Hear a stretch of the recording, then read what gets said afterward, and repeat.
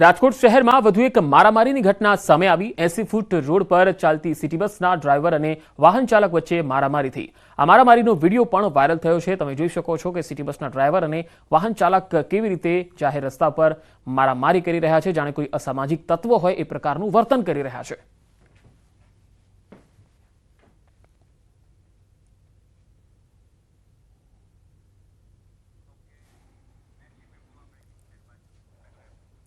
અમદાવાદમાં ભુવા નવલસિંહની પૂછપરછમાં ધડાકો થયો। ભુવા નવલસિંહ ચાવડાએ અત્યાર સુધી 12 હત્યા કરી। ભુવા નવલસિંહ ચાવડાએ મોટી કબૂલાત કરી છે। આ કબૂલાત બાદ સવારે લોકઅપમાં ભુવાની તબિયત લથડી ગઈ। લોકઅપમાં વોમિટ થયા બાદ તે ઢળી પડ્યો હતો। પોલીસ ભુવાને સારવાર માટે હોસ્પિટલ ખસેડ્યો। સારવાર દરમિયાન આ ભુવાનું મોત નીપજ્યું છે। વધુ માહિતી સાથે સંવાદદાતા નવીન ઝા જોડાયા છે અમદાવાદથી। નવીનના આ જે વ્યક્તિ છે, ભુવો છે કે જેનું મૃત્યુ થયું છે, આ ભુવાની આખી ક્રાઇમ કુંડળી કયા પ્રકારની રહી છે?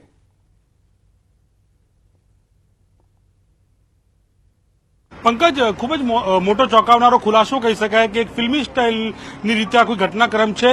3 ડિસેમ્બરના રોજ વેજલ સરખેજ પોલીસ એક આરોપીની ધરપકડ કરે છે। એ નવલસિંહ ચાવડા જે છે તે લોકોને એકના 4 ગણા કરી આપવાની નામે, એટલે પોતે તાંત્રિક હોવાનું કહી અને લોકોને વધુ રૂપિયા કમાઈ આપશે એ પ્રકારની લાલચ આપતો હતો। જો કે સરખેજના ફરિયાદીને શંકા જતા તે પોલીસની મદદ લે છે અને પોલીસે જ્યારે તેની ધરપકડ કરે છે ત્યારે તેની રિમાન્ડ દરમિયાન, જેમ કે 10 તારીખ સુધી રિમાન્ડ ઉપર હતો, તેની પૂછપરછમાં ખુલાસો થાય છે કે તેણે અત્યાર સુધીમાં 12 હત્યાઓ કરી છે। આવી રીતે તે સામાન્ય રીતે કોઈ પણ ભોગ બનનાર જે છે તે પૈસાની લાલચે ત્યાં જાય ત્યારે તે પૈસા તે લઈને અને સામેવાળે જે પણ વ્યક્તિ આવતો હોય છે તેને આલ્કોહોલ અથવા અન્ય રીતે સોડિયમ નાઇટ્રેટ નાખીને પીવડાવી જતો હતો અને ત્યારબાદ અકસ્માત અથવા આત્મહત્યા અથવા હાર્ટ એટેક આવી ઘટનાના કારણે જે તે વ્યક્તિનું મોત થતું હતું। એટલે એને આવી રીતે સોડિયમ નાઇટ્રેટ આપીને કરીબન 12 લોકોને મોત નિપજાયા છે અને પોતે જે છે તે રૂપિયા લઈ લીધા છે। ત્યારે રિમાન્ડ દરમિયાન તેને આ ખુલાસો કર્યો ત્યારે આ સવારે તે લોકઅપમાં હતો ત્યારે તેને વોમિટ થાય છે, તેને હોસ્પિટલ લઈ જવામાં આવે છે, ત્યારે તેનું મોત નીપજે છે। પરંતુ કહી શકાય કે જો તે ત્યારે મોતને ભેટી ગયો છે, પરંતુ એક રીલ સ્ટોરી જેવી આખી ઘટનાક્રમ છે કે જેમાં ભુવા જે છે તે આર્થિક ફાયદા માટે લોકોને લાલચ આપીને અત્યાર સુધીમાં ગુજરાતમાં, જેમાં વાંકાનેર છે, સુરેન્દ્રનગર છે, રાજકોટ છે, અસલાલી છે, આવા કુલ 12 લોકોને મોતને ઘાટ ઉતાર્યા છે સોડિયમ નાઇટ્રેટ આપીને। એટલે પંકજ, ખૂબ જ મોટી ઘટના છે, પરંતુ અત્યારે જે છે તે સિવિલ હોસ્પિટલમાં તે મૃતદેહ નવલસિંહ ચાવડાને લાવવામાં આવી રહ્યું છે અને ત્યારબાદ તેનું પેનલ પીએમ થશે અને પેનલ પીએમ બાદ જે છે આગળની કાર્યવાહી પણ પોલીસ કરી શકે છે। જી, ખાસ તો આરોપી હવે નવીન હોસ્પિટલમાં સારવાર દરમિયાન મૃત્યુ પામ્યો છે, પરંતુ ચોંકાવનારી કબૂલાત કરી છે, ત્યારે પોલીસ હવે ઇન્વેસ્ટિગેશન આગળ કયા પ્રકારનું કરી શકે છે, કારણ કે આરોપી તો નથી બચ્યો?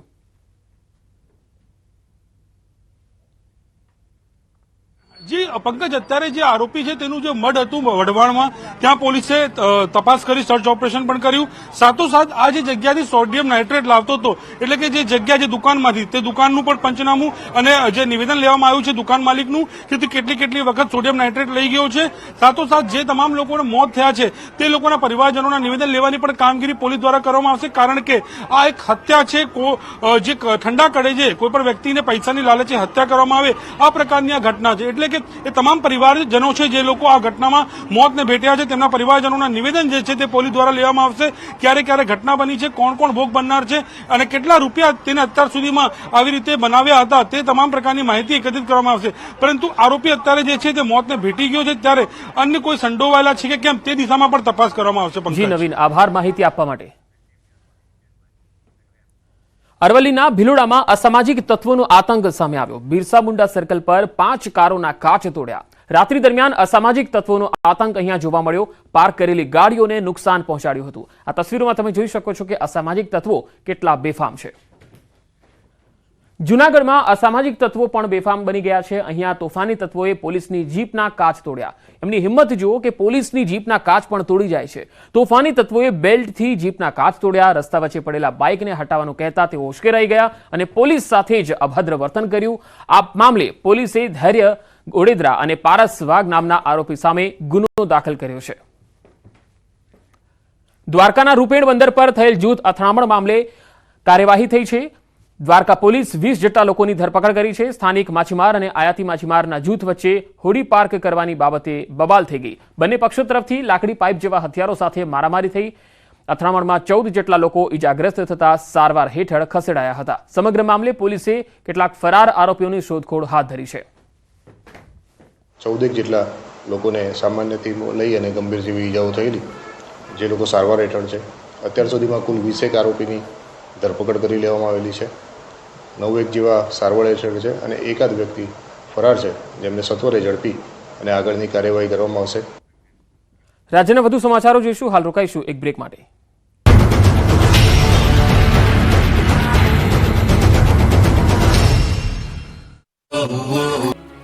બીઝેડ કૌભાંડ સામે આવતા સીઆઈડી ક્રાઇમે તપાસનો ધમધમાટ શરૂ કર્યો છે. ત્યારે હવે બીઝેડ સાથે સંકળાયેલા સરકારી શિક્ષકો પર પણ તવાઈ બોલાવવામાં આવી રહી છે. બીઝેડ ગ્રુપ તરફથી પ્રવાસ કરનાર શિક્ષકો પર સકંજો કસવાની તૈયારી કરવામાં આવી. શિક્ષણ વિભાગે બીઝેડ સાથે સંકળાયેલા શિક્ષકોનો અહેવાલ મંગાવ્યો છે, જેમાં શિક્ષકોએ વિદેશ પ્રવાસ દરમિયાન કયા હેતુથી રજા માંગી હતી તેની પણ વિગતો મંગાવવામાં આવી રહી છે.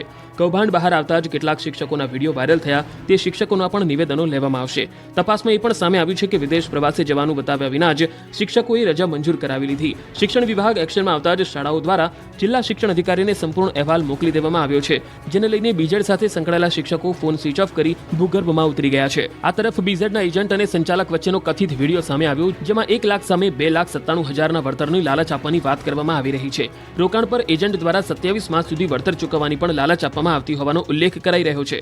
10 લાખનો રોકાણકાર હોવાનું એજન્ટ કહેતા સંચાલકે સ્કીમ સમજાવી હતી. એજન્ટ મૂડી સામે બેંકનો ચેક અને એગ્રીમેન્ટ આપવાનું પણ વચન આપે છે. એગ્રીમેન્ટમાં લખ્યા વગર ઊંચું વળતર આપવાની એજન્ટ ખાતરી આપતો સંભળાઈ રહ્યો છે.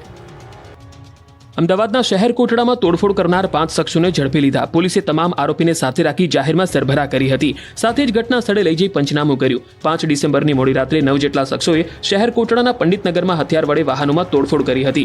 સમગ્ર ઘટનાના વિડીયો સોશિયલ મીડિયામાં વાયરલ થયા. વિડીયો સામે આવતા જ પોલીસે આરોપીઓ સામે ફરિયાદ નોંધી.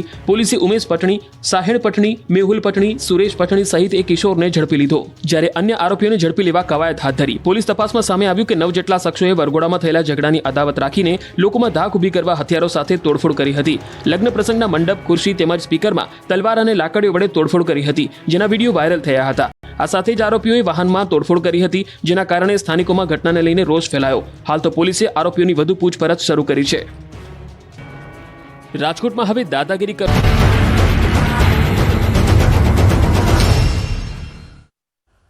બ્રેક બાદ આગળ વાત સાબરકાંઠાની. સાબરકાંઠામાં બીઝેડ ગ્રુપ સામે તપાસનું ધમધમાટ ચાલી રહ્યો છે. ત્યારે હિંમતનગરમાં પોલીસ અધિકારીના બંગલામાં સર્ચ થઈ રહ્યું છે. સીઆઈડી ક્રાઇમની ટીમે ખાનગી બંગલામાં તપાસ કરી. પીઆઈ તરીકે ફરજ બજાવતા અધિકારી કોમલ રાઠોડને ત્યાં તપાસ કરવામાં આવી.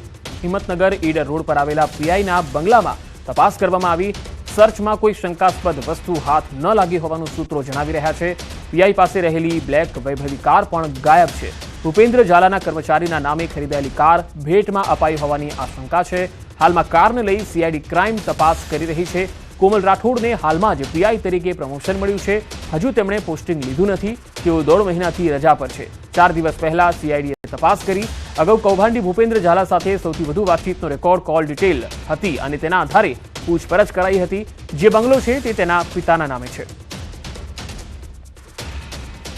ભાવનગર નજીક દરિયામાં રેસ્ક્યુ ઓપરેશન કરાયું. ભાવનગર